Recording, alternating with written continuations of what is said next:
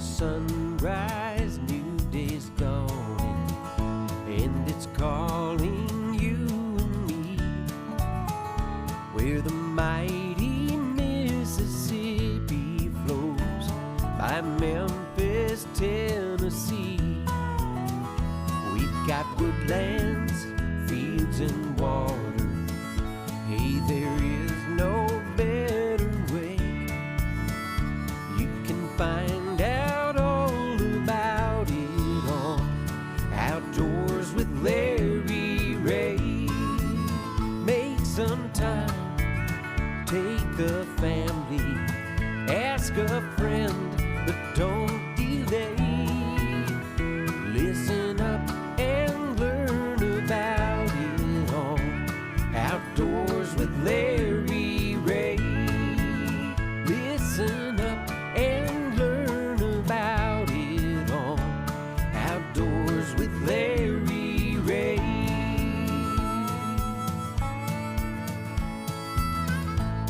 Good Saturday morning, and welcome to another exciting edition of Outdoors with Larry Rea on 790 The Bet. Brought to you proudly by the Tennessee Wildlife Resources Agency, B&M Poles, and Ducks Unlimited.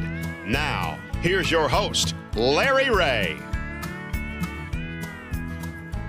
Good Saturday morning, ladies and gentlemen. It's the Larry Rea Show, and this is not the voice of Larry Rea. We want to thank everybody who's coming in studio today for today's tribute to Larry Rea. And I want to introduce everybody, including myself. It's Brad Carson. I'm the program director here at 790 AM.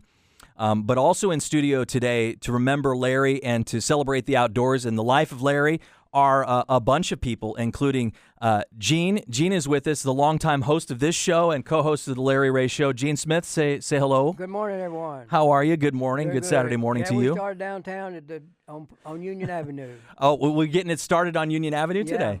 Excellent. From Union Avenue to East Memphis. We're going to cover it all today. Yeah, there you go. Also joining me is a longtime colleague of Larry at the Commercial Appeal, Phil Stukenborg. Phil, good morning to you as well, sir. Good morning, and I can also throw in the Union Avenue connection. 495 Union was Larry and my home for many, many years. You know, I found out the other day at Larry's memorial service, and I didn't know this. Phil, you know this, and this is obvious to most longtime Memphians, that the Press Senator and the Commercial Appeal were in the same building for the longest time. Is that true? Oh, yeah. I started at the Press Senator, and we were on the 5th floor. Yeah. And then Commercial Appeal was on the 3rd floor. Mm-hmm. So, and believe it or not, we'd be on the same elevator, but we competed for stories. And Is that right? Yeah. So you didn't swap business stories. You just said, swapped other stuff, family stories. It was incredible to see someone you had just gone to the same event, and you didn't say a word except hello. Well, I'm excited to have you in studio, Phil, and I know Larry would be touched by both of y'all being here. And, Gene, I appreciate you bringing up the reference to Union Avenue because it goes back to the 60s and the 70s and the 80s and the 90s. And then we've had the pleasure here at 92.9 and 790 of having Larry on our airwaves on 790 AM specifically with Shelby for the last 8, but 25 years in total. And this would have been the 25th anniversary of Larry's show here on 790. And that's why we're bringing Phil and Gene together, and we're going to have a bunch of stuff here. Before I get to our lineup, I'd also like to introduce family and friends in studio here, including Miriam Rea is here. Miriam, if she's in the background here, if you want to walk, if you'd like to come over and to the microphone. I know that it's not the same today, but it's just a pleasure to have you. And what's it been like for the last 2 weeks to see just how special your husband was and is? I can't say how much Yep. love Larry and what a great guy he was. Yeah. I appreciate you coming in today. Yeah. Yeah. Well, thank you for doing this. Mm-hmm. He loved this. He loved this. He Yeah. loved it. He really did. He started saying it may be my time for him to retire, but he just couldn't. He liked it too much. So. Well, and I appreciate it. I know it's an emotional time. I couldn't help but be overwhelmed by seeing 1,000+ people in line last week over at the Baptist Church for his service and celebration of life, really. Yeah. And we had colleagues and friends and family from church, from local, from Arkansas, from across the state, everywhere. Everywhere. I was overwhelmed, and I'm sure you have been as well. Well, Well, I kind of expected it. I mean, yeah, Yeah. He knew so many people. He never met a stranger. No. You know, he never had an enemy that I know No, of. no. I don't think I ever heard him say a foul word ever, even though the rest No. of us here at the radio station probably said too many. Yeah. Um, No, he did not. He was just a great guy. Yeah, Great guy. terrific. He lived to do this radio show, so that's why I think we're all here today. Yeah. And so I appreciate y'all coming in to watch, and thank you, Thank Miriam. you. Also with you today, your son Jason is here. Jason, if you'd like to come over, his wife Tammy is also in studio with us. Jason, thank you for your time as well. I know it's also a hard time. Were you also overwhelmed by what you saw last week over at the church and in the memorial? Not at all.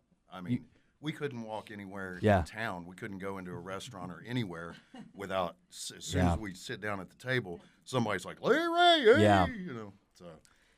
Not surprised. Yeah. Yeah. In school, I got bombarded by every single coach at the school. What sport are you going to play? I know your dad. Yeah. Yeah. That's a burden as well, though, isn't it? A little bit. Yeah. Well, obviously you've handled it amazingly, and I appreciate y'all sharing Larry with us all these years. We appreciate you guys doing this. The guys like Larry and Phil and Gene, but Larry specifically, 25 years doing radio, writing for the Commercial Appeal, writing prep specifically. We're going to listen to Jeff talk about this in a second, what the commitment level to that is. And also I want to give a shout out to Larry's only granddaughter who's here today, Allison. So Allison is here before I forget. Allison, thank you for coming. Yeah. Where I was going with this is the commitment that Larry and preps writers specifically make, and our colleague Phil and the rest of us have here is Jeff Calkins, who does the show across the hall here. I want to listen to this clip before we get into the rest of the lineup, which will include David Boyd after we hear from Jeff.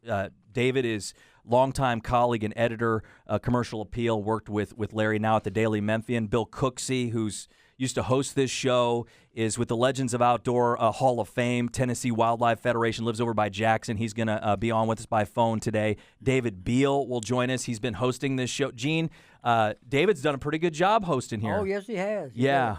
So David's going to join us by phone. He couldn't be in studio, so we appreciate you all being with us, Gene. Don King is going to be by phone with us. Don, of course, is now the chief, and Don wanted me to say this, he's now the chief multimedia director, not just the director with the Tennessee Wildlife. He's going to join us later, and Guy Trebo will join us He as also well. wrote our theme song. Is he? So he's the voice that you heard before we started here on Saturday. This is Don King with your Tennessee Wildlife. How? I mean, Don's been doing it a long time, too. Oh, yeah. Yeah, I remember Larry asking him, would he do a theme song? Of course, who could refuse Larry Rea, you know? And sure enough, he wrote the song, and it described everything that Larry does, yeah. And he did. I mean, Larry could get anything from anyone. It seems like he could get He was a money out giver. of the bank if you looked at it. And he loved to give things, too. Yeah. I remember we used to have a live radio show. We had with one guy named Howard Martin. We was going to put him on standby because he had one of the speed dials. He called in every show, and we finally had to tell him, look, you can only win something every 3-4 months, you know. He won too much. Oh, yeah. He Man. has on speed dial.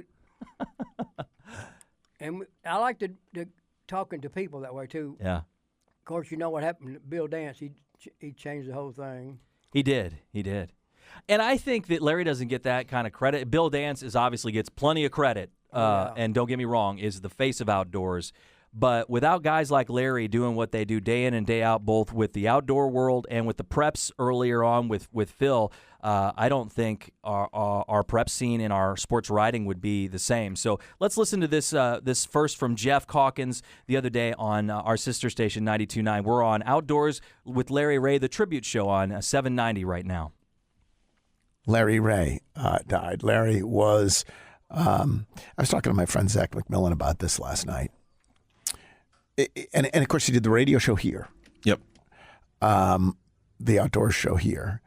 But Larry, when I got to the CA in 96, Larry was the outdoors writer. But he had been the prep writer for years and years and years and years before that. And Zach and I were talking about this, and the way Zach phrased it is that Larry probably touched more lives with his writing than anyone over the last 50 years in Memphis. But what Larry wrote about was, for decades, the kid who caught a touchdown pass, the kid who scored a goal in soccer, the pitcher who threw a 3-hitter, like all of that. The whole key to writing about preps is being everywhere, knowing everyone, and getting everyone's name in the paper. Yep. That's and having a very deep phone of people that will call you to make sure that people who trust you. Correct. And Larry was out there and he did that. And among other things, he and John Ganazzo started the Best of the Preps ceremony at the CA, which was to recognize high school athletes and coaches, and became a really big deal. And again, it was lifting up people who don't necessarily always get the spotlight shown on them.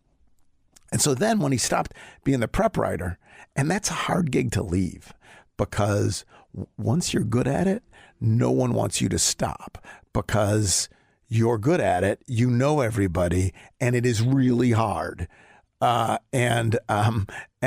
once he stopped being the prep writer, what did he do? He became the outdoors writer. And so instead of writing about the kid who threw the 3-hitter, or the girl who scored the key goal in soccer, or he was writing about the guy who caught the big bass. You know, he was who bagged the giant deer, or who, like, the places. It was a whole universe of people. Just think about the outdoors in the Mid-South, a whole universe of people who don't necessarily get their names in the paper otherwise. And Larry was doing that. And there, just like in the world of preps, he did the Best of the Preps ceremony. Here, he took over which was a fixture in this town forever, the fishing rodeo. And also was sponsored by the CA, the fishing rodeo. And it was just an unbelievable deal where you would get hundreds and hundreds and hundreds and hundreds of kids out there fishing. And he and Bill Dance did it. And again, Larry touched. And then here's the thing. After he left the CA, he didn't put his feet up. He just wanted to keep telling stories. And so he and I'm sure Brad Carson could talk endlessly about what he did here at Odyssey, because then he just started telling. Then he just had more stories to tell. He was working basically until the day he died, telling stories. And anyone, the other thing about Larry is anyone will tell you that he was a man of profound, deep faith. He never. Bobby Hall, who was a colleague of mine at the CA as well, he said when things would get really hot, and reporters can use some salty language, and the most Larry would ever say was cowabunga. Like, that was about it. And then at the end of one of these nights, you'd be in there on a Friday night, when back then we would cover 32 prep games. You'd have people calling in scores. You'd have people, and someone had to type them up, the game stories. You'd have other people come driving in from Germantown to type in their story, or driving in from Orange Mound to type in their story. And you'd have all these game stories, trying to get into the 17 different editions of the newspaper back then. And Larry was always, he'd always say, "This is real newspapering. This is real newspaper." And he was a real newspaper man. Was Larry Rea.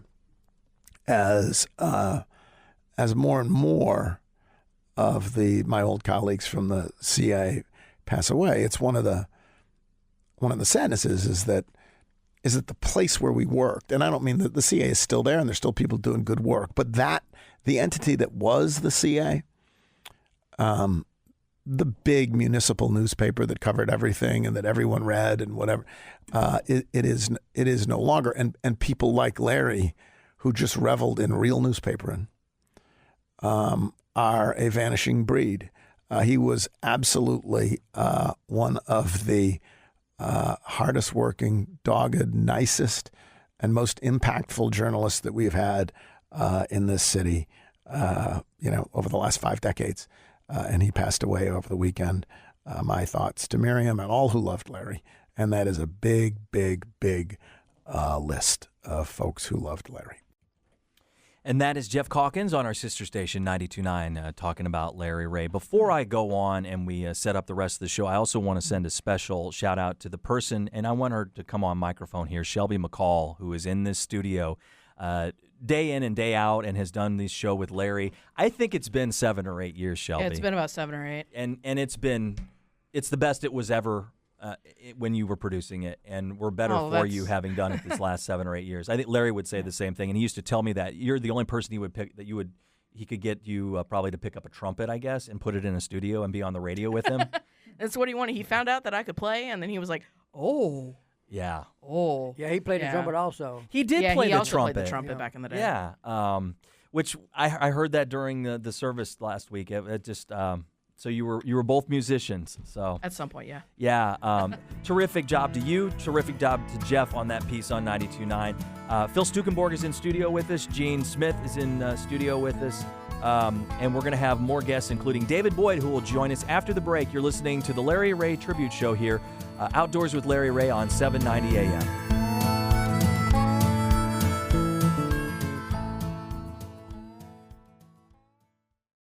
Welcome back to Outdoors with Larry Rea, brought to you by the Tennessee Wildlife Resources Agency, B&M Poles, and Ducks Unlimited. Back here, good Saturday morning. It's Outdoors with Larry Rea, our tribute show. I'm Brad Carson in studio with Phil Stukenborg and joined by Gene Smith along with producer Shelby McCall. And on the phone now is the editor of the sports section over at the Daily Memphian. Ladies and gentlemen, David Boyd. David, good Saturday morning to you, man. Good morning, Brad. Good to talk to you. Yeah, I appreciate you joining us, and I was really inspired after listening to you speak at Larry's service a couple weeks ago. And we actually, what we did for our first segment is we had a piece by Jeff Calkins talking about just what he met in the preps writing days for all of those years. And then for the last 25 years, obviously doing this show, Outdoors with Larry Rea.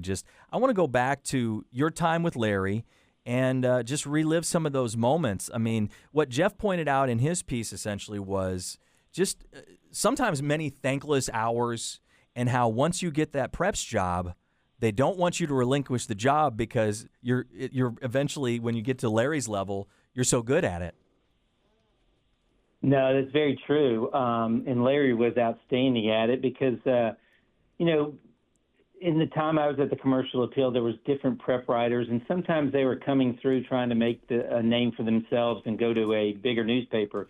That was not Larry. Larry came in and made himself part of the community and got to know the coaches and the kids and the parents and, from anywhere in Shelby County, from Orange Mound to Germantown, they knew Larry and Larry knew them. And, so much of high school sports is community. I mean, it's the Friday night event, or during basketball, it's the Tuesday and Friday event.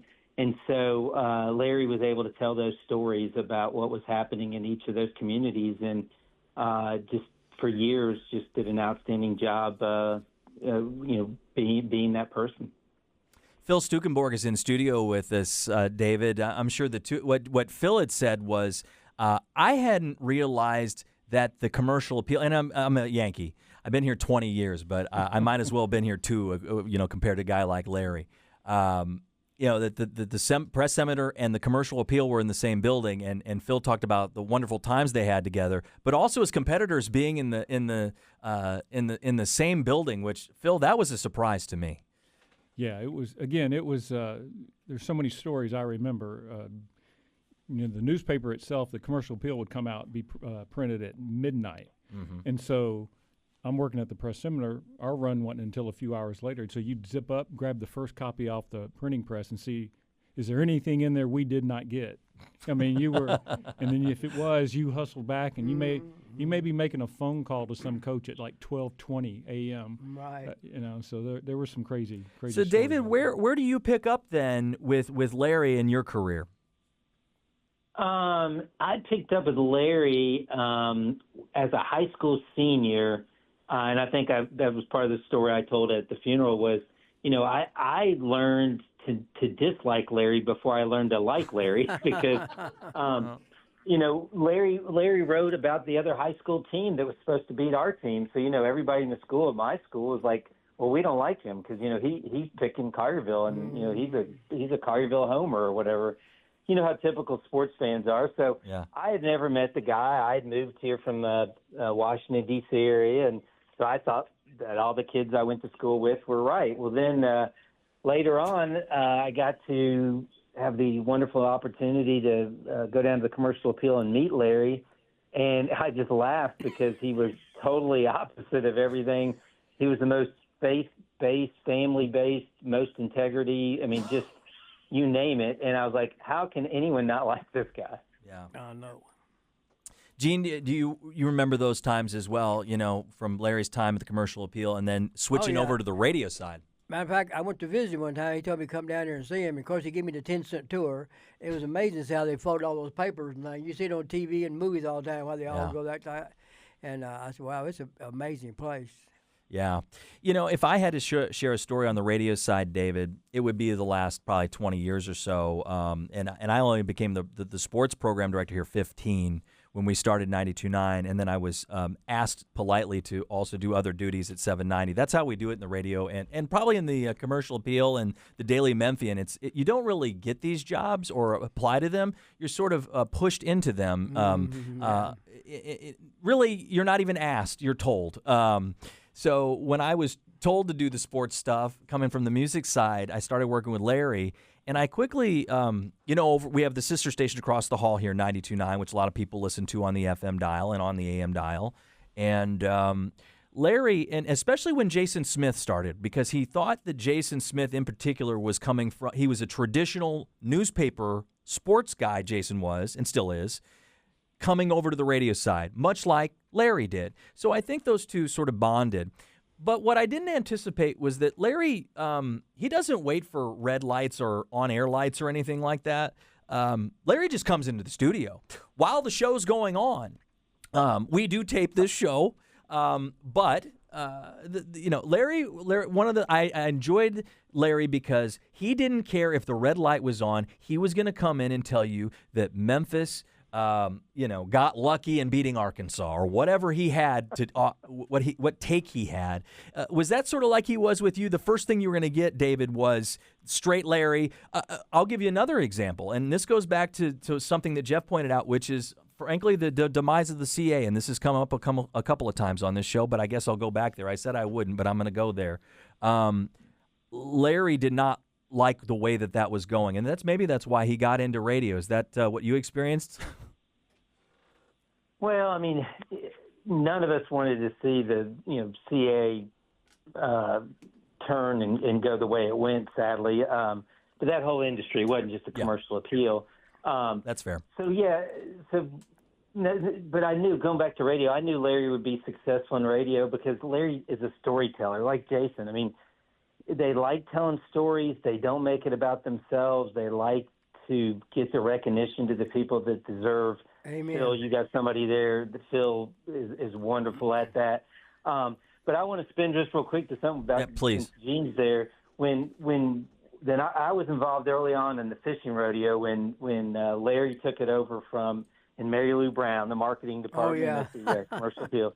And I can't tell you how many wonderful memories I had with Gene and Larry and Mary Lou putting on the fishing rodeo because it gave us a chance to be out among our readers. We didn't have social media there. We didn't have people yelling and screaming at us on Google or, Twitter or Instagram or whatever. And so it was a chance for us to interact with our readers, and people would come up and tell Larry how much they appreciated. They wrote about, this would be a 40-year-old guy with his kids, and he's like, Larry, you wrote about me when I was at Christian Brothers or whatever. And then the kindness that Gene and Larry and everybody put on at those fishing rodeos, it was just really fun to be part of. But one thing about Larry and I have in common, we love kids, and we like to get them involved in things. And the fishing rodeo was unreal. We had a session on Friday, 2 on Saturday, and 1 on Sunday morning. It was unreal. I mean, thousands of kids all lined around that pond. Of course, TWR in Germantown, they put 1,100 pounds of catfish in each lake to make sure the kids could catch a fish. The whole process is to get them hooked on fishing, of course. And in the great outdoors, because Larry agrees, same way with me, it's all God's creation. And we got to learn to respect it and take care of it. And you guys have been doing that. That started with the CA, didn't it? Yeah. Then Light Gas and Water took it over, and then we moved to several places. We started out at downtown Riverside Park, Martin Luther King Lake now. Then it moved to Audubon Park, and we was there for a long time. And found out they were putting fertilizer on the golf course, and it was running into the pond, so we had to move. Went to Shelby Farms in the big lake, and they put some buoys around to keep the fish up against where the kids can catch them. And then we went to another small lake next door to Ducks Unlimited. Wow. I mean, Larry's family's over here with us just shaking their heads because you guys experienced this firsthand. I mean, he cared deeply not only about the outdoors but getting young kids involved with this whole thing. It might be some of the stuff we're missing nowadays. I don't mean to sound like an old fogey, but, I mean, Phil, you experienced that passion, too, I'm sure, on the prep side and working with them there and also later on, too. Yeah. It was, right when I joined the CA in late 1983. And one of the first things we did, we went and covered a high school football championships in Nashville. And it was, again, these same stories about people walking up to him, and I was fairly new to it. But the people that walked in, and Larry was their friend, and they had stuff to tell him. And, I think something else that I kind of discovered listening to this show and just knowing Larry through the years is to be a good interviewer, I mean, you have to listen. Exactly. And there are very few people that can do that. I mean, years ago, the Johnny Carson show was so good because he was a listener. He wasn't trying to interject himself into the interview. And I think Larry had that same quality. He did.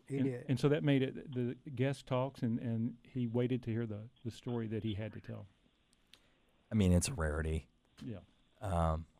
We've got just a couple of minutes. David, before we let you go, this is David Boyd on the line with us from the Daily Memphian. He's the sports editor, and we're here on the Larry Rea Show talking about Larry and just sharing some stories. We're just talking about the fishing rodeo. Any final thoughts before we let you go? We're going to have Bill Cooksey on the line from the Tennessee Wildlife next. David, just a final thought or two? Well, just to piggyback off what Phil said, I can't recall a time that Larry ever, if I called him or he called me, he didn't ask about my kids, my wife. Oh, yeah.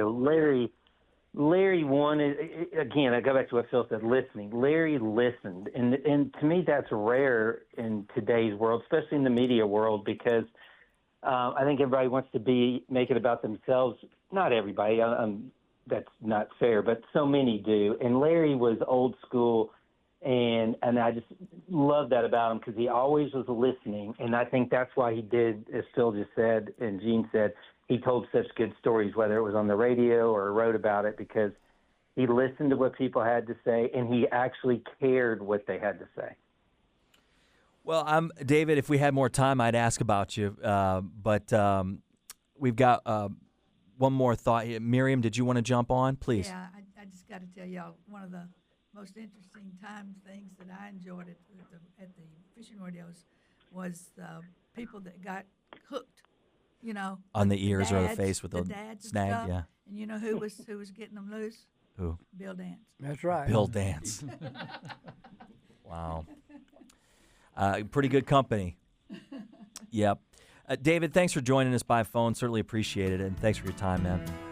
Hey, thanks for the opportunity. Yes, sir. That's David Boyd with the Daily Memphian. We're going to take a break here with Outdoors with Larry Rea. We got Phil Stukenborg and Gene Smith in studio, as well as Larry's family for our tribute show. Bill Cooksey joins us next. Here, you're listening to Outdoors with Larry Rea on 790 AM.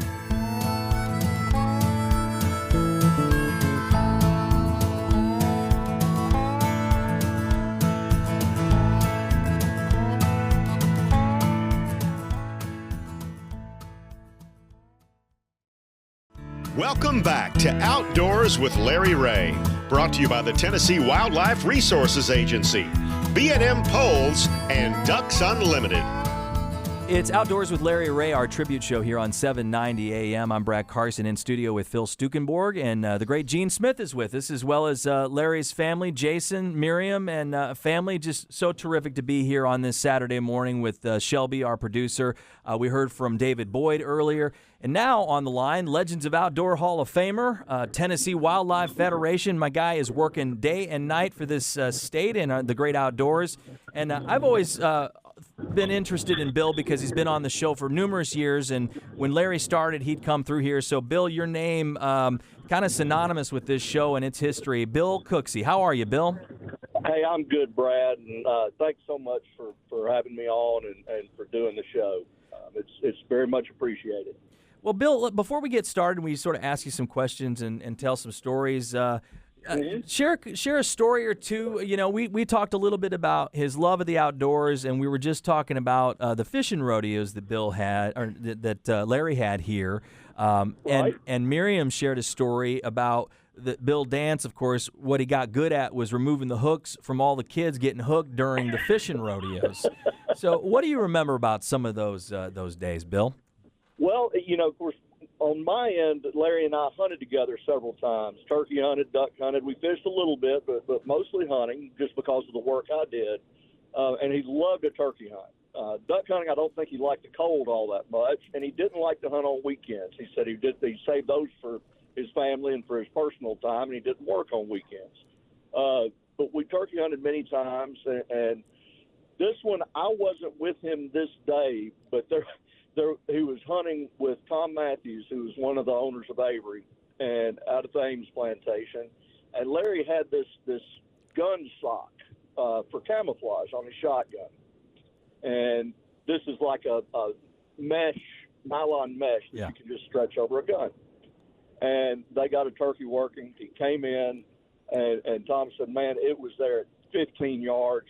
Perfect. It couldn't have been better. And I'm saying, shoot, shoot, shoot. And the turkey finally walks off, and he says, what was wrong? And he looks, and this thing had frayed at the end. Yeah. So it looked kind of like a blunderbuss would with that huge barrel. We couldn't see anything. So just one of those things. We all have, you know, stuff like that happen to us, and that one got Larry. So one we just always laughed about. But he was a joy to be around when we were in the outdoors. I mean, he just loved being out there. Bill, how did y'all put those shows together? Because I put this, I mean, we've been emailing, and Shelby really helped me, and Phil and David and yourself we kind of patched it together to get some of y'all on the phone. This was not his full-time job. This is it is, but I mean, today is going to be an hour and a half on this Saturday. Right. I mean, it's a 6, 7, 8, 10 plus the week of experiences production to do this. It's a grind. I know it was for him. And, of course, Ron obviously was a huge help, especially on the fishing side. And, I can't take a lot of credit. I mean, Larry would just reach out and say, hey, do you have any ideas? Yeah. For a duck guy or a turkey guy. And you know, then I would come through and find somebody. But Larry did it, man, and it was always put together. I'd get an email early in the week, here's our guest, and here's an opening, and you knew exactly who was coming on, so you could learn about them and have a little bit of knowledge anyway, because he had people from all over the country, really all over the world, and I met a lot of folks through this show over the years. Yeah. We're talking to Bill Cooksey, Legends of Outdoor Hall of Famer, Tennessee Wildlife Federation, former host of this show, big involved into this show. And you mentioned Ron Wong, which I'm glad you did, because his name did not come up in our first couple of segments, and it's important that we mention Ron. I don't know if this got mentioned during the memorial or not, but one of the things, I don't know what the word is, Ron Wong passed away 6 months ago, and you know, Gene, you can help me out with this a little bit. It felt like when Ron Wong passed away. Oh, it was a big hurt in his heart. It was deep. Yeah. Because he loved Ron, and Ron, he was always come through with all the. And Larry loved the names of the lures. Yeah. He said, if you ever got a job, you're going to start naming these lures, because he loved to hear all the different names. Yeah. And Ron was an anchor, and so Bill was too. They really did a lot to this show. Well, he would set up Ron. It was like Johnny Carson and Ed McMahon, because I did a couple of shows. Shelby and I have seen it, both of us producing. He would go, you got that snake rattler, humdinger, whatever, down in Sardis that you used. Yeah. And then Ron took it seriously. So Ron would go down his list, and he would say it like it was an executive forum. Like boom, boom, boom, and he just that was loved it. That was the one thing with Ron though. Ron never had any piece of paper in front of him. Yes. When he talked about these things, this was all in his brain. All from memory. Yeah. Yep. Yeah, but I do think going back, that was only 7 months ago now, 6 months ago to the time of when he was putting that Ducks Unlimited show together, which I would call his opus because he wanted that thing to go well. Oh, yeah. I'm going to go back here, Bill. We put together a broadcast because the Ducks Unlimited Ducks event happened downtown at the Renaissance Center, and it's here for 3 years. And I mean, Larry promoted that thing like it was the President of the United States was showing up. I mean, it was serious. And you talk about putting Memphis back together and really making this city hum. That event and that broadcast, I'm convinced he put so much into it because he knew, and you don't know, but he wanted that to be right. Right. He wanted that to be right. And when he went to the Hall of Fame for Ron Wong, he had to ride in the back seat of the car because his health was so weak. Yeah. But he wanted to be there for Ron. You could tell he was feeling poorly there at the Hall of Fame. Yeah. I was there as well. And, I thought at the time maybe just losing Ron had taken a lot out of Larry, which obviously it did. Yeah. But then we learned there was a whole lot more wrong.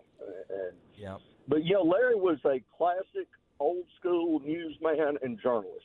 He didn't want to tell the story or be the expert. He wanted his guests to be. He wanted them to tell their story. Exactly. And people don't do that anymore. Everyone's a pundit now on TV and radio, and that's not Larry. He made stars out of the other folks, and it was a joy to listen to that because most people today don't get to hear enough of it. And he knew all their background too. He did all that ahead of time. Oh yeah. Oh yeah. He did his work. He did his homework before the show, and he could talk whatever their deal was. He knew some of the details going into it. Even if it was a bass fisherman that just won the Classic, Ron would be the main guy talking to him, but Larry's going to have a few zingers in there to get something fun out of them, because Ron would be the serious guy on that, and Larry he'd find something funny that happened and bring that up, or there was always something extra. Yeah, I mean, we heard the exact same thing from David Boyd, who was he's the sports editor over at the Daily Memphian, worked at the Commercial Appeal, and obviously was part of the memorial a couple weeks ago. You might have just said the exact same words that he said, and you weren't even on the phone at the same time. Shelby can back me up on this. You said the exact same thing. What made him such a terrific listener and interested in people like that, Bill? Well, I think he had a classic education in journalism at a time when that's what they were teaching people to do. And as an old school, writer from sports, where it's all about facts. It's just, here's what happened. So that's kind of his mindset. And that's Larry in everything. And you heard it in the memorial service. I mean, for me, it was great to hear from his friends, from his private life, his church and golfing and that sort of thing. Because we all knew the exact same man. He was so consistent in every behavior, everything he did. I can't say Larry would never surprise you, but it was never going to be in a negative way or anything. I mean, he was the same guy all the time with everyone.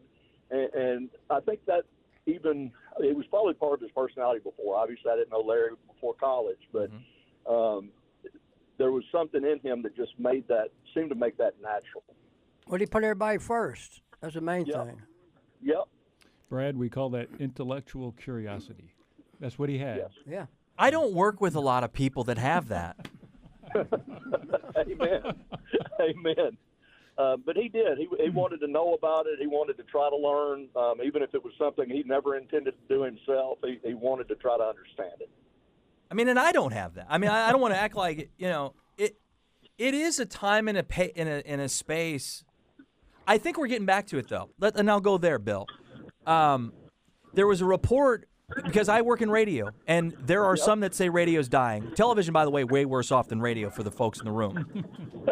Way worse off if I'm promoting radio. But this is what Larry's been doing the last 25 years. And I know you do radio. You do radio every week. I mean, you're doing radio every month. Your podcast is part of that too, right? Multimedia, what have you. But you're in the same vein. Go back to when you first met Larry. Where did you meet him? You know, You lived in Bartlett, right? Before you moved over by Jackson. Obviously, you've been with Tennessee Wildlife for a number of years. But right, yeah. I first met Larry in the late '90s when I was working for the Hunting and Fishing News, and we met at different events. Yeah. Or maybe even when I worked for Roy Rhodes. But didn't get to know him then. It wasn't until I went to work at Avery in 2000. I lived in Jackson at the time, but obviously I was in Memphis every day. Okay. And, there I was dealing with outdoor media. And Larry was the closest one, so he was the guy I talked to a lot. And obviously being the hometown paper, it was important to us to have that relationship. Well, Larry made the relationship really easy because, once he knew you were there and you were willing, he was going to talk to you, and he wanted everything you had, every bit of information you could get in. And other than weekends, he would go hunting anytime you called. Yeah. So yeah. But I actually met Jason before I met Larry, but Jason won't remember it. Really? His son? Yeah. Oh. Early 90s, I lived in Bartlett for a short time and had an apartment, and a neighbor of mine was friends with Jason, and I just met him there at the apartment. And I recognized Jason's here. the last name. I didn't know Larry, but I knew him from his writing. Wow. And I said, "Are you related to that guy at the Commercial Appeal?" And that's my dad. So, so that's been a long time ago. I don't remember that. Jason's in studio. He doesn't remember, but he did say many times people said, "Is your dad, Larry?" And that meant a lot to him. So, hey, Bill, we got to let you go. We're going to get to David Beal, who's been hosting with us recently. But it's a real pleasure for you to come on, and I know Larry, it means a lot to Larry, his family. So thank you for doing this, Bill. Well, I appreciate it, Brad. Thanks to everyone, and Miriam, Jason. We're all still thinking about y'all. Yep. Bill Cooksey, the Tennessee Wildlife Federation, on with us. Thanks, Bill. Take care. Have a great Saturday. Thank y'all. Yep. Bye-bye. That is Bill Cooksey. And next coming up, David Beal, who's been hosting here on Outdoors with Larry Rea, local fisherman, outdoorsman. He'll join us next. You're listening to The Larry Rea Show, the tribute show on 790 AM.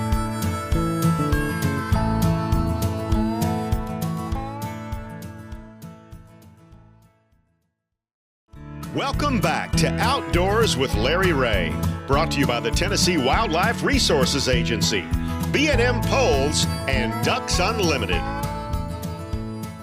Good Saturday morning back on Outdoors with Larry Rea, Brad Carson. We've got Gene Smith, and we've got Phil Stukenborg in studio, and we're sharing stories and memories of the 25 years here on 790, as well as his time with the Commercial Appeal, and here in Memphis as a preps writer, and just long-time, journalist, reporter, the great Larry Rea, and we celebrate his life today here on 790 after 25 years on 790. And Gene is his longtime co-host here on this show. Yes, sir. Started back on Union Avenue with him. Mm-hmm.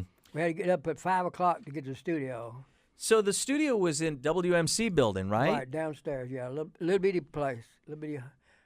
That had to be a little Yeah, intimidating. it was real small, yeah. Walking in a TV studio and FM 100s in there. We had to unlock the gate to get in, and we parked sometime on the street or in the lot. Yeah. But one time, I belonged to a black powder club. Yep. And I had my outfit on, my Mountain Man outfit. Yeah. And I wanted to get a Coca-Cola, so I asked Larry, I said, "Can I borrow your thing to go out and come back in the other way?" So I went downstairs, and the guys were in there typing, it was early in the morning. And I said, "Excuse me, do y'all have a change for $1?" And they saw me. And our producer then, we called him Elvis. Yeah. I said, "I think I scared them guys down there." He called down there and said, "All we remember is a white guy with a big old knife." You could just tell these stories one after the next. Oh, yeah. And also, we were dove hunting one time. Yeah. And Dave Gabbard did a lot of work on his guns all the time, and he left the plug out. And he said, "Don't you ever tell anybody that I left my plug out of my gun," because Andy Tweed checked him, but he didn't give him a ticket, of course. Oh, wow. And then, we always had a lot of fun every time. Dove hunting that was? Yeah. Yeah. Yeah, there's a place on Austin P, a friend here. Yeah. Larry had a lot of contacts. People just loved him. It's amazing that people just love Larry. It's just something about him. Yeah. Magnetism, I guess. Yeah, we were talking to Bill Cooksey about this. I knew so he liked dove hunting. He'd turkey hunt. fishing, do all of it. We've got Miriam and Jason, his son here. Miriam, if you want to come over and share with Gene on the microphone, you want to walk over here. We were talking about some of those times with the fishing rodeo, and the one cool thing is you have this repertoire of memories that go back, and all of these people that are connected to your husband. What's that like? Well, you have to have a good memory of who people are, because he'll start talking about somebody. Yeah. And I said, who is that? I don't know. Oh, you know who that is? Right, He thought right. I knew everybody like he did. But he just drew people to him because he loved, I don't know, he just loved being with other people and doing the things they do or whatever, and that was a real, I thought, a very good, what would I call it? Quality. Yeah. There you go, Yeah, quality, to be that way. He had to have 3 or 4 or 5, 6,000 people in his phone. That's the truth. After his death, Yeah. after that, you should have seen his phone. Yeah, because obviously you and I spoke on the phone there, and Yeah, I was just going back and forth from my phone to his Yeah. phone. That's when he went into the hospital. yeah, That's not when yeah, he died. organizing that, yeah. Yeah, and I don't know all these people. Yeah, I'm who are these not people kidding. calling it? And I know how overwhelming that is. And I know how bad he wanted to do the radio show, and he was concerned about the radio show. And I'm yeah. like, the last thing you need to think about, brother, is the radio show. But he loved it that much. Yeah, He just did. loved it. He did. And talking about the legend of the outdoors, Yeah. he did not need to be on that trip Yeah. up there. No, he didn't. But he And wanted. He I was thought hell bent on doing it. I thought he was going to fall down Yeah. the stairs when he came off because Yeah. he was really sick, and he came out and he said, "We've got to leave right now." Yeah. So, we knew then that his health was failing. It was Yeah. slowing down. So- Real quick, Jason, come over to the microphone if you could. We've got Jason Rea in studio. Share your story. So it had to be something, hunting with your dad. Come over to the microphone real close. Tell the story going and hunting with your dad, and then your story about the hunter safety course. And Gene, you can share your part of the hunter safety course bit we were talking about. As far as the hunter safety course, before you could pass the course, the last step you had to do was the entire class had to go to the gun range Yeah. and shoot guns with the instructor, Gene. Yep. And the last day of class, I looked at Gene and said, what day are we going to the gun range? And he just looked back at me and said, "Don't worry about it. Just tell your dad to take you sometime." Passed me anyway. That's funny. Gene had shared the story off the air, Gene, and I don't want to. I'm going right to it because we want to get to our next guest here, Don King. But how did you tell Larry that he failed the hunter safety course? Because I've been teaching since '63. Yeah. Matter of fact, Larry got me nominated for the Hall of Fame award. That's And fantastic. also a Lifetime Achievement Award. Wow. When we had that thing up in Kitten, Tennessee, the kids' adventure thing. But yeah, Larry's in the class because you had to have it to go out west, no matter what age you are or on military property. And we took him outside and privately told him he failed the course. And boy, his jaw dropped. And I failed the course, Larry Rea, the outdoor editor of Sports Writer. And of course, we had to give in to him. But He finally relented because it was too much for him, probably. Oh yeah, he thought it was. He said, "I'm gonna get you for that." That's I said, funny. "Okay." That's a great story. We're joined now by Don King. Don, a TWRA legend, and of course now with the TWRA Chief Multimedia Development. Don King is with us on the phone, and in studio we've got Miriam and Jason Rea and family members. We've also got in studio here, Don, to introduce you. Phil Stukenborg is with us, producer Shelby, and that was Gene Smith telling us about the time he pulled a prank on Larry where they told him he failed the hunter safety course.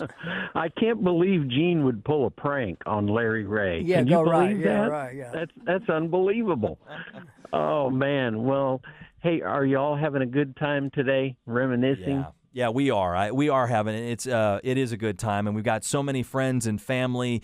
We have Bill Cooksey was on with us, David Boyd, who worked with him back at the Commercial Appeal, and I appreciate you joining us, Don. Oh, you bet. Yeah. You bet.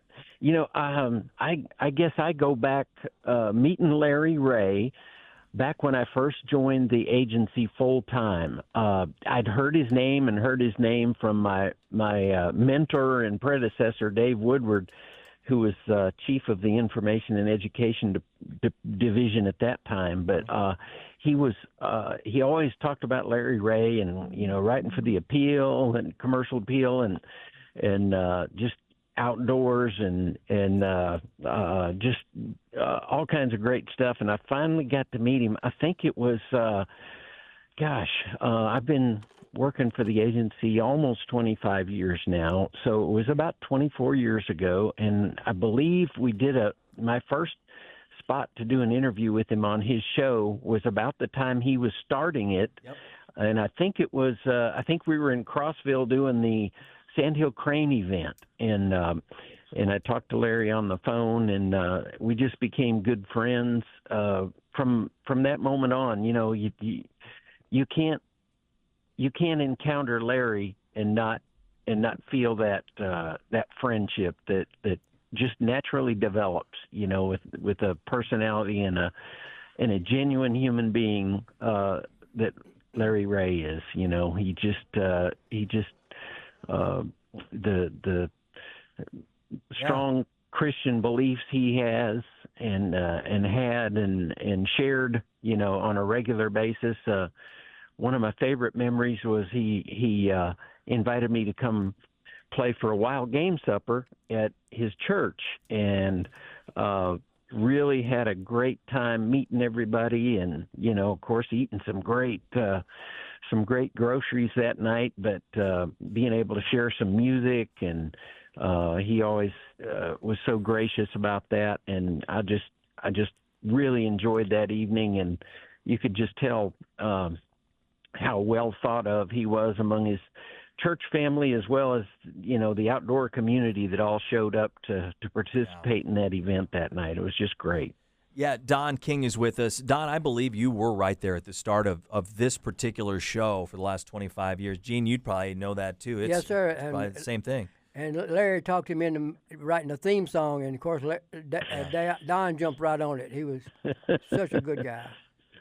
Well, I couldn't let Smoke on the Water. I know. I know. That was our first theme song. Was that seriously? That was the first one yes, before Don's yeah, song? Smoke on the That Water, was, yeah. I did not hear that. Yeah, oh yeah. That does not fit. No, it does not. It does not. I mean, it's fine. It's a great song. Right. It's but Don, you do a great job on that theme song too, and we've been honored to have it on for 25 years. This is the 25th anniversary part of this show too that we're doing. Wow. Larry won in 25 years. A couple of things drove him, and this radio show in particular drove him, it feels like. Miriam was talking about how in sort of the last couple of months, he was at that Ducks Unlimited show, and it was difficult. I mean, because Ron Wong passed away 6 months ago, and right. It's been a hard year, Don. I know, and I remember coming over and being live on the air with Larry and the guys. Gene was there, and Andy Tweed came that day, and it was a good day. But I could tell Larry was, it never seemed like it was stressful or work or hard for him to do his radio show. It always just rolled right off his tongue and all that kind of thing. So, but that day it was a little different, and I just sensed it. With his, of course, it probably didn't sound any different to the listeners because he put on a great show as usual. But yeah, I could tell, and he was promoting the event that day, and I could tell he was going to do whatever it took to be there for that event, and sure enough, he made it to make that happen. Also, sometimes we get busy talking to ourselves, and Larry had to correct us. Y'all pay attention. You're up next. He's strictly business when he got in the studio. Phil, did he correct you on the job at all? Did he keep you straight? He would, and the writing side? He would say, you might want to check the spelling of that name. We've got about a minute or so to go here, Don. Just final thoughts. And by the way, you can hear Don King on the TWRA Wildcast show that follows us here coming up. Also, Don wrote a lot of songs for a lot of country music stars. You multi, and we were talking about Larry's Rea's music roots also, Don, trumpet player. So. Oh yeah, yes. yeah. So. And that's what I started with. But you know what? I had to switch because in 5th grade I was, making good progress on the trumpet. But every time I would play a solo in the band room, I was small, so I had to really muster a lot of oomph to get the notes out. My face would get red, and all the girls would laugh. And I decided at that moment, guitar is more what I'm going to go after. So, yeah, they like the rock and stars. it's worked out. Yeah. It's worked out fine. Well, I appreciate you sharing stories in our time with Larry Rea. And Don, I appreciate everything you do for the outdoors and the TWRA. You are indeed a legend, and everything you do there as the development chief. And just appreciate your relationship with the radio station and the outdoors here in Tennessee. Thanks, Don. You bet. And thank you so much to Larry Rea. Yes. We appreciate you. Don King with TWRA. We'll be back here in just a second. We've got Guy Trebo coming up. We'll try to effort to get our a couple other friends on with us, too. Our hillbilly outdoorsman, David Beal, we hope to join us as well on this Saturday. You're listening to Outdoors with Larry Rea on 790 AM.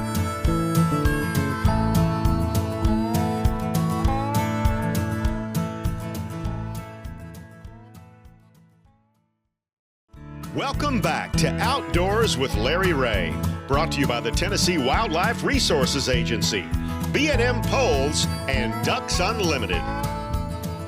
Good Saturday morning back here on Outdoors with Larry Rea. Our tribute to Larry, it's Brad, and we've got Gene Smith, and we've got Phil Stukenborg in studio with Miriam. Miriam Rea joins us, and Miriam, we've been talking about stories and all these great memories of Larry on the show and in your life.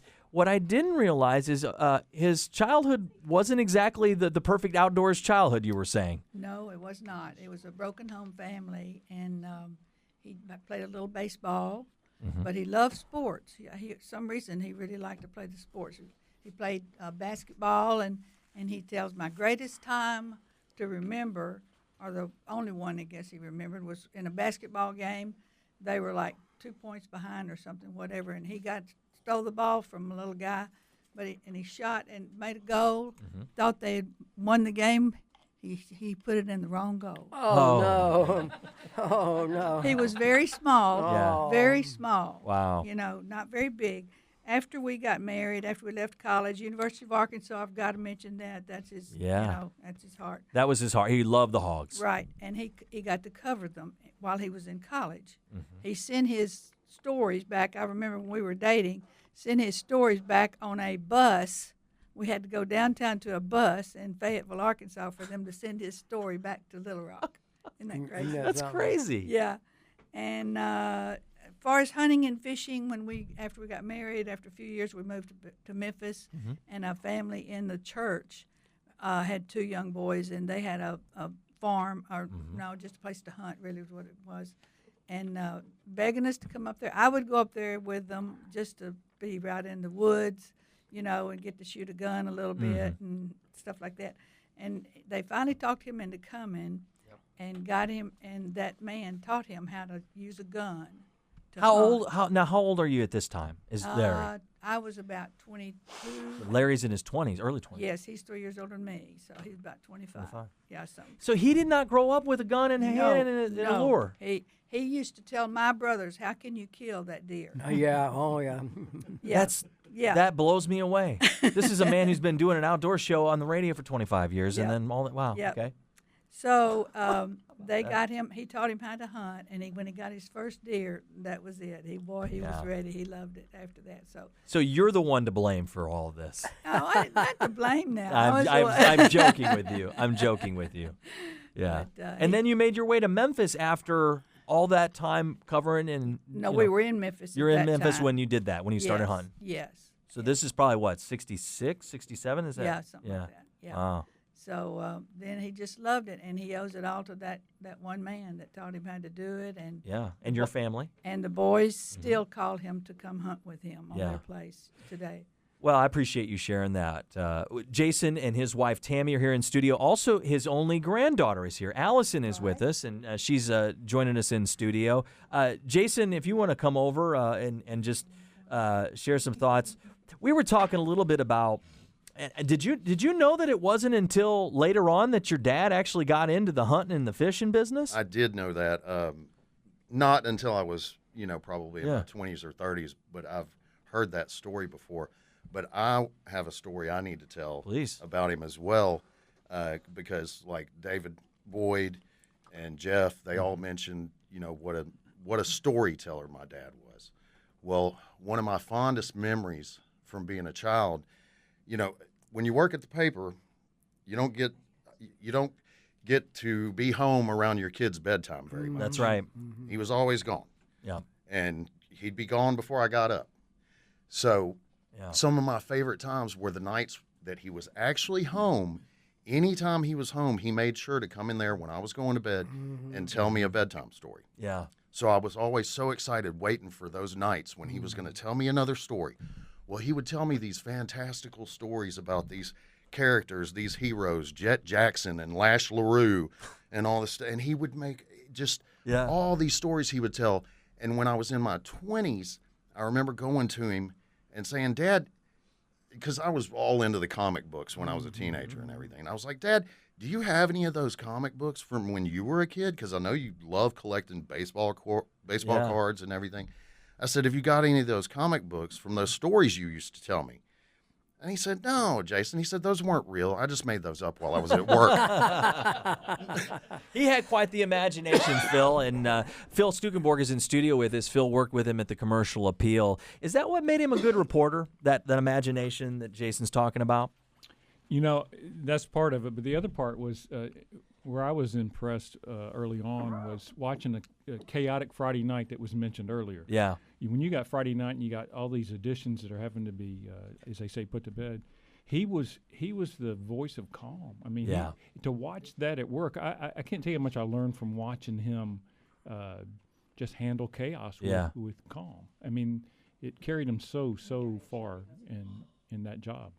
You have that. Well, I did do a little bit of that, but I don't know if I did it as well as I think that is a terrific quality as a newspaper reporter to have that kind of a calm demeanor. I don't have that. Yeah. And I don't think, as has been pointed out many times on today's broadcast, Gene, I don't think many today have that sort of calm. No, yeah. We want to welcome onto the show with us. Guy Trebo is on with us, longtime co-host and guest of Outdoors with Larry Rea and a longtime friend of the show. Guy, how are you?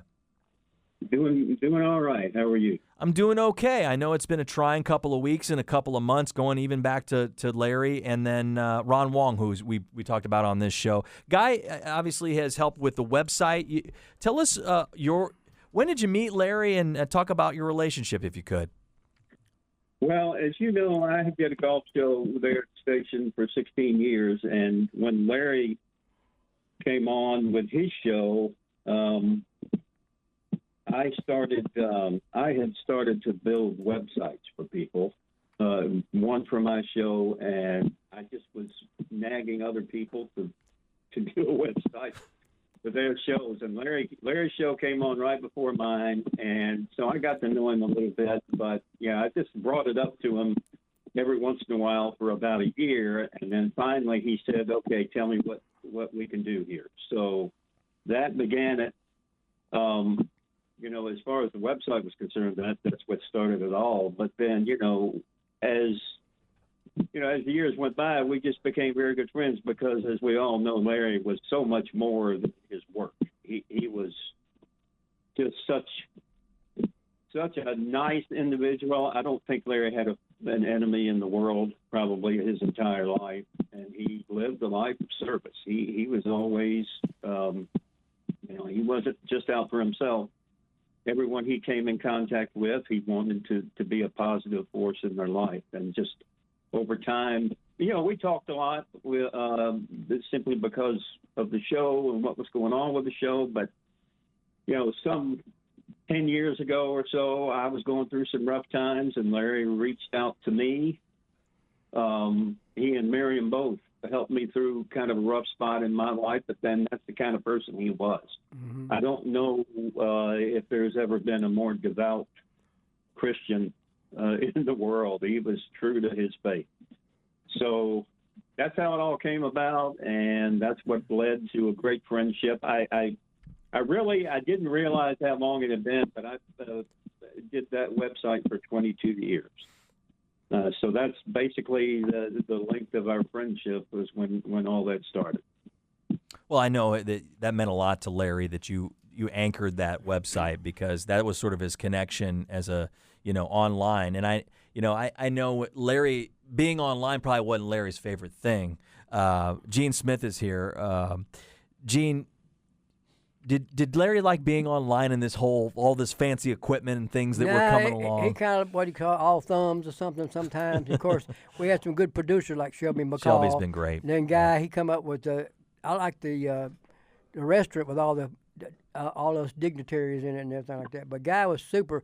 I didn't really care anything about golf, but I used to listen to their show. Yeah. Yeah. Well, I used to say at times, I'm not sure Larry he knows how to answer his own phone. Technologically advanced. I went golfing. He did love golf, though, right? He not only did he love the outdoors and fishing and hunting. I golfed a couple of times with Larry at the, I think it was the Liberty Bowl, had a really special event for a number of years. They still do, getting ready for that. Any good golf stories on Larry that you can share with us here, Guy?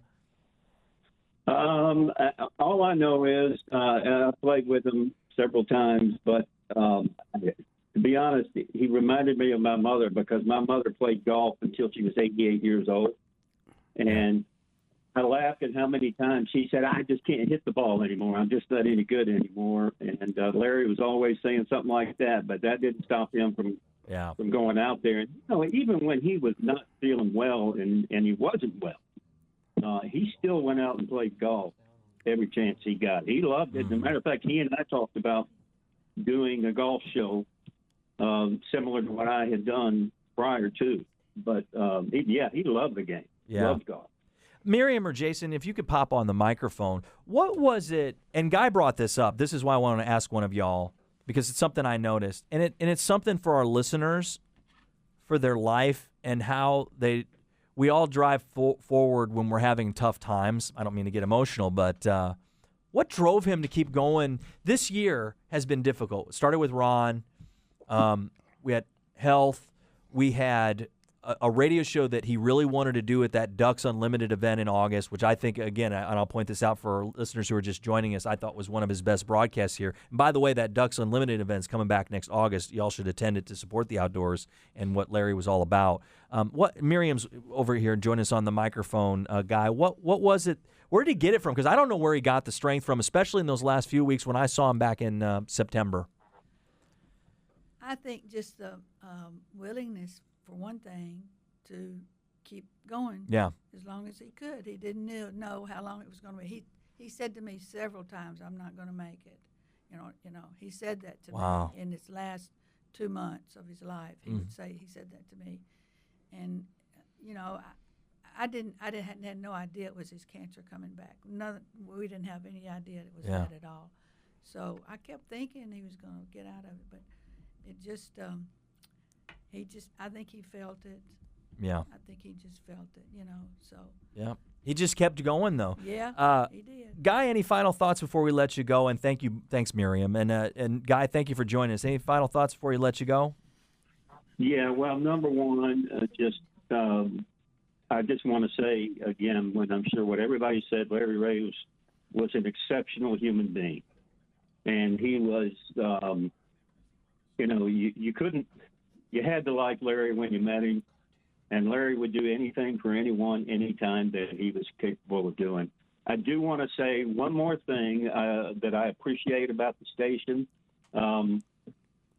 I guess it was about a month ago. I had been out of town all month, and I was driving into Memphis one afternoon and listening to the station. It was Jason and John's show, and Brad, I don't know. I think it might have been you, but somebody. You guys were talking about who was recently inducted into. Not sure if it was the Memphis Sports Hall of Fame or the Tennessee. I think it was the Memphis Sports Hall of Fame, but. John Martin raised the question, who's not in that should be in? And the very first name that came out was Larry Rea. Amen. And Yeah. It's so true, and I appreciate that being said. And I texted Miriam because Larry was in the hospital, but I texted her and let her know what somebody said, and she said that really made his day, and that was important to Larry to know that to feel good about the work that he has done, and that was a good example of how people do recognize what a great contribution he made to Memphis. I appreciate that. And with that, we'll let you go. Thank you so much for joining us, Guy. Okay, thank you. That's Take care, Guy. everyone. Thanks, Guy. Guy Trebo joining us here outdoors with Larry Rea, our tribute show. We've got one final segment on this Saturday morning, and we'll wrap it up coming up next on 790 AM.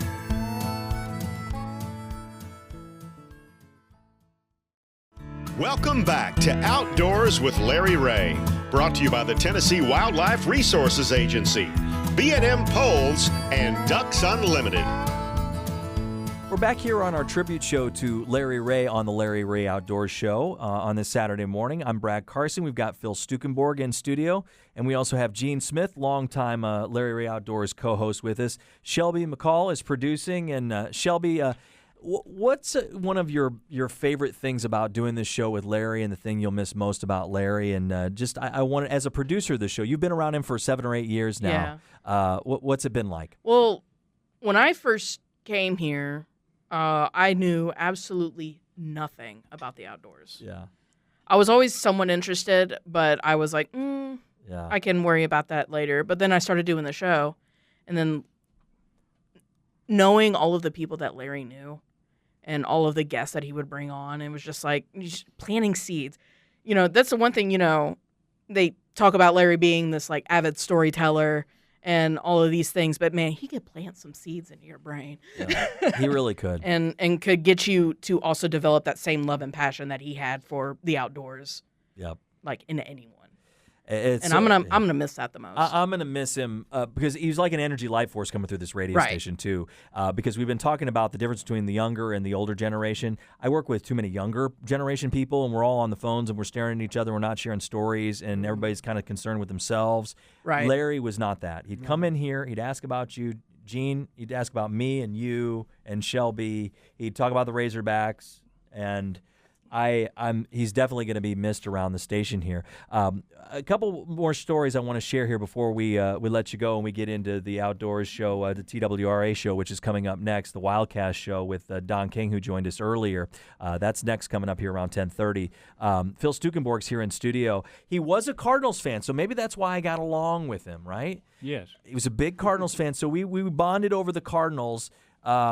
But you said, and we were talking about the Memphis Sports Hall of Fame. This is how John Stam's name came up, because John's been instrumental with the Memphis Sports Hall of Fame, which, by the way, I have made a plea that maybe posthumously Larry could be part of the Memphis Sports Hall of Fame. But you said that John and you and Larry, there was a famous Cardinal game that y'all took in? Yeah, believe it or not, it was this week in 1985. Okay. So you're gonna probably know this as a Cardinal fan. Of course. But anyway, he knew a former colleague who had moved to St. Louis named Ray Jordan.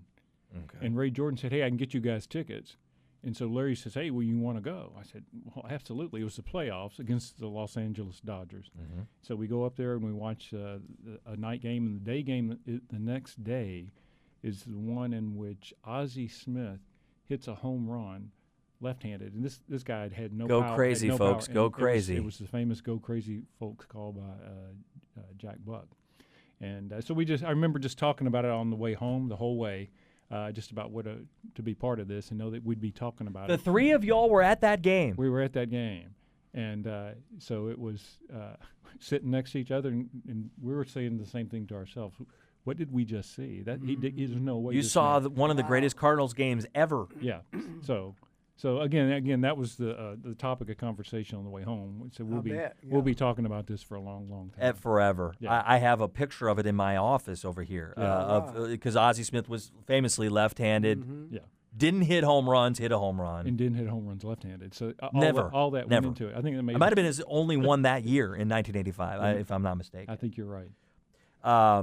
John Stamm, it was an honor to meet him, too. I had never met John in person until the memorial service, and he had just glowing things to say about Larry. And so I think he would be worthy of induction in the Hall of Fame posthumously. There's no doubt about it. I think John would probably say the same thing, too. Gene, did you were not a golfer, though, are you, Gene? No, sir. You just did all the hunting and the fishing. Yeah, I did have a number 9 iron. I used to go to the waterworks and hit some balls, but I never actually played a game. Mm-hmm. Maybe to scoop something out of the pond at the end or something like that. A lot of guys. My brother used to play golf. He'd come home with mosquito bites. I said, "Where do you get all the mosquito bites?" In the fairway. He said, "I wasn't in the fairway most of the time."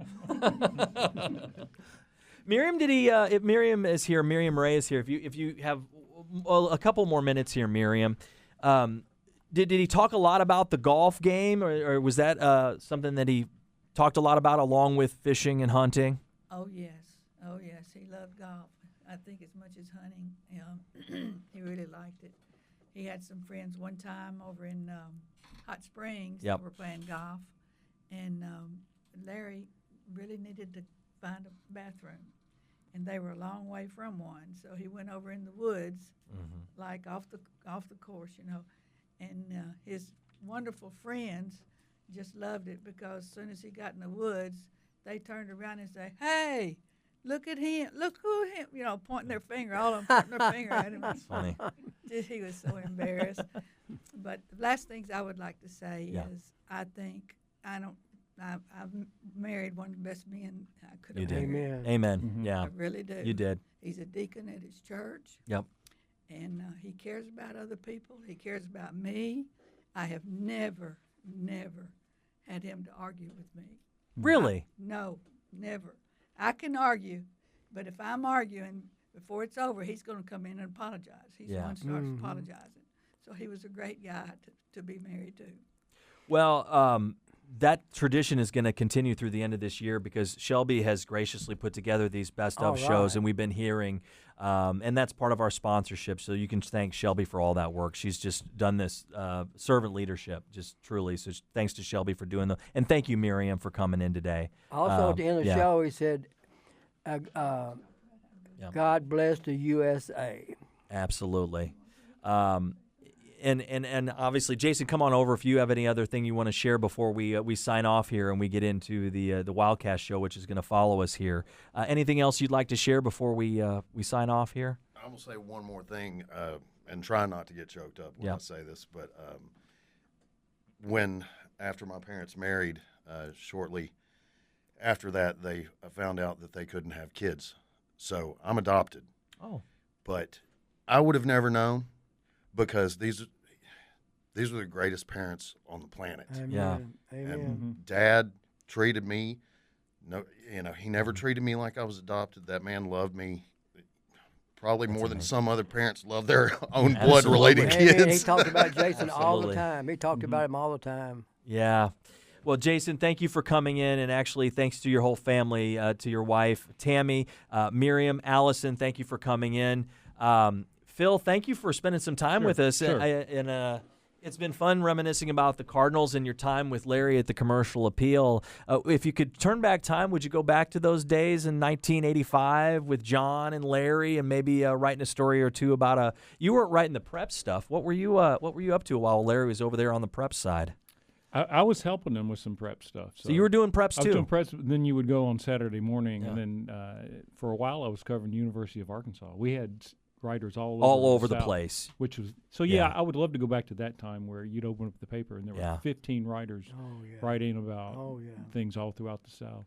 We've got time here. It is interesting. I don't think people who are listening here to 790 and what Larry has accomplished over these last 25 years and then 50 years career, it has changed. Not only the part we talked about earlier with David, but these shows need to continue. And I think that's part of why I wanted to do this.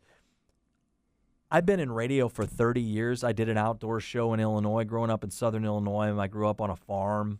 So I have a lot of sensibilities about what happens on a radio station because there wasn't multimedia when I was a kid. I'd listen to my basketball games on the radio, tape delayed in the middle of nowhere.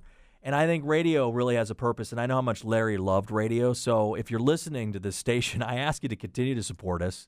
and in his memory, and these outdoor shows and what the TWRA does and what outdoors shows do and what Ducks Unlimited does. That Ducks Unlimited event next August meant a lot to Larry. He poured his soul into this year in August. They're going to be bringing it back again. It's good for our city. The outdoors is a clean and friendly and fun thing to do. It's family friendly. A lot of times it doesn't cost money. You're not on the phone. That's right. And I think there's some real value with all those things. I get tickled at when we had Marty Marbury on there for Tennessee Tourism. Yeah. We had to play dance music for her to come in and pretend she's dancing in the studio. And she'd always tell everything, and she kept telling, Larry, you're stepping on my time. I only got so much time. But they just loved each other. They talked just like brothers and People sisters. loved being on this show. Oh, yeah. They would do it he'd call and he'd ask, and they were on the show. Oh, and it yeah. was the biggest of the big people. Bill Dance, obviously right at the top of the list, who's from here and goes back years and years and years with Larry, back to the fishing rodeo. But like they said earlier, and I think Guy and Bill and some of these guys talked about it, it would be and a lot of them were even the YouTubers, like these guys who are now stars because of the internet, who won a crappie fishing tournament in Birmingham or at Sardis. All over the whole country. We get people from California. Larry talked to him when he found out they won some kind of tournament. He didn't even tell them how much money he won and what you're going to do with the money. Yeah. Just natural conversations. And they did win a lot of money in some of those tournaments. And also, we talked to a lot of people that get a college degree by bass fishing. Yes. I mean, it's amazing.